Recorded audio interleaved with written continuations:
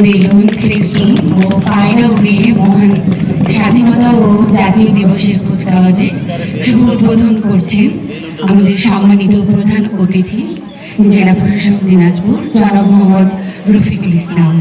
সাথে রয়েছে বিশেষ অতিথি সম্মানিত পুলিশ সুপার জনাব মোহাম্মদ জেদান আল মুস্তাফা।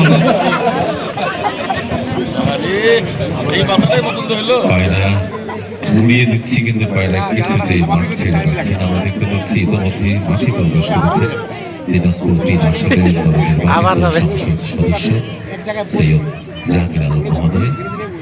পায়রা উড়িয়ে কুচকাওয়াজের শুভ উদ্বোধন হয়ে গেল।